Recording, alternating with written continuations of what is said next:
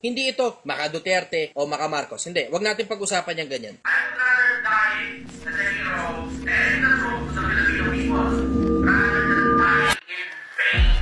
Isa dun sa mga tanong na dapat itinatanong ng mga tao, bakit pumayag si Duterte? Isa pang tanong, bakit ang Marcos gustong-gusto na mawala sa landas nila si Duterte? Samantalang ikinampanya nga sila ni Duterte. Hindi ito maka Duterte o maka Marcos. Hindi, wag natin pag-usapan yung ganyan. Ako, neutral ako. I'm coming from the standpoint na tinitignan ko yung magkabilang anggulo. Ang dahilan kung bakit pinapahuli ng Marcos ang Duterte, isa sa mga dahilan lang politika. Isa rin sa mga posibleng dahilan na baka hindi nyo napansin na si Duterte halos i-hand over na tayo sa China nung panahon niya. Hindi ba naririnig nyo yun? Gawain nyo na lang kaming province of China. Philippines, province of China. Gawain na lang ninyo kaming province, Fujian, pati Philippine province of China.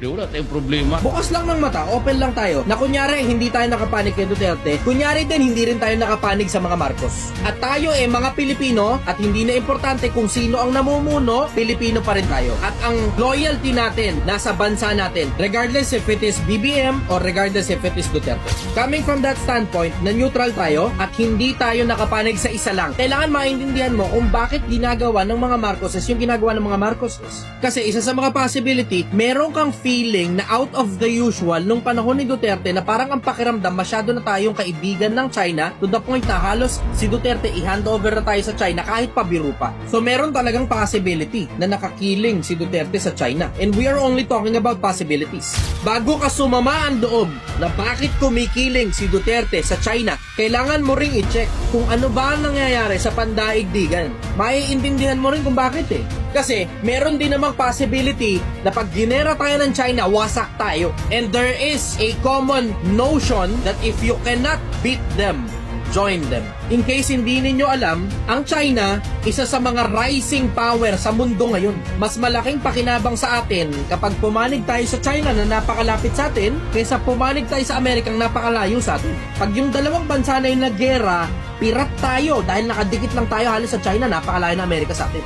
So mas tactical na pumanig ka sa China kaysa sa Amerika. Ngayon, maiintindihan mo si Duterte kung bakit niya ginagawa yun. Ang ginawa naman ni Marcos, pinalitan yung plataforma ni Duterte na pumiling tayo sa China. Ang ginawa ni Bongbong Marcos, pumiling siya sa Amerika. Tapos, nakipag-alliance siya sa lahat ng mga bansa na kung hindi man kalaban ng China, neutral sa China, na ayaw makuha ang West Philippine Sea. Kasi ayaw ni Marcos i-give up ang West Philippine Sea. Maiintindihan mo ngayon bakit nagbabanggaan yung dalawa na yan. Yung isa gusto tayong ipanig sa China because of tactical reasons na